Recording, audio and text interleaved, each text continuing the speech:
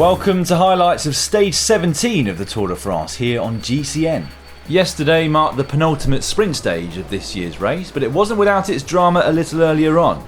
Jakob Fuglsang hitting the deck with 27 k's to go, and unfortunately he would be forced to abandon. At the finish we had the expected bunch sprint, Galibier coming from a long way back to outdo Viviani and Groenewegen and take his second win of the race. And it was another day in yellow for this man. Julian Alaphilippe has now held that jersey for a total of 12 days in this race, the most for any Frenchman in fact since Bernardino in 1985. His lead over Geraint Thomas remains 1 minute and 35 seconds, while Steven Kruijswijk is in third at 1 minute and 47.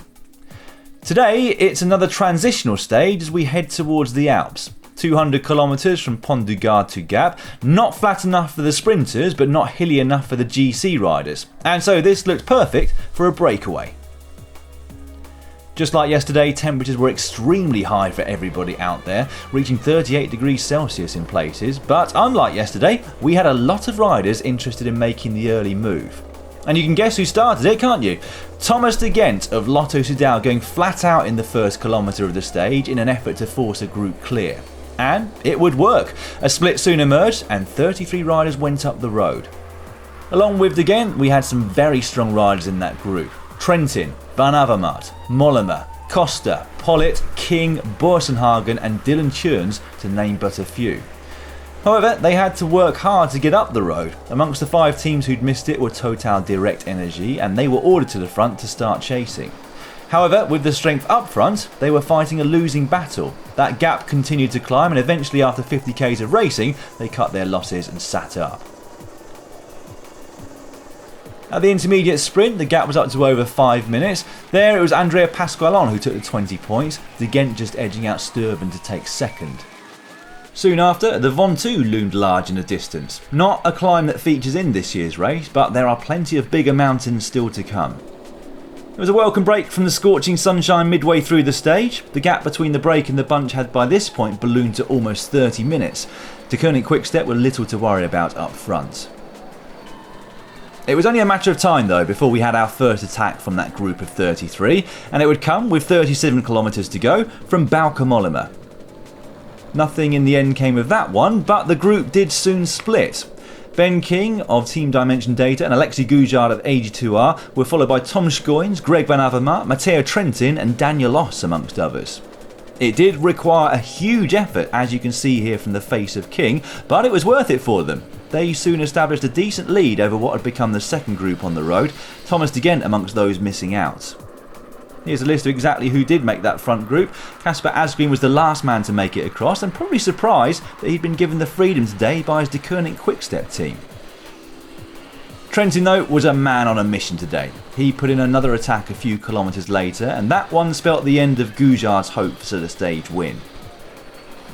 On the run into the final climb of the day, things were stretching out even further, and it was once again that man Trentin who was doing the damage. In fact, such was his form on the day that his third attack would distance everybody. Perichon was the Frenchman and the lone Cofidis rider chasing behind, but a third of the way up that final climb, Trentin's advantage had already extended to over 20 seconds.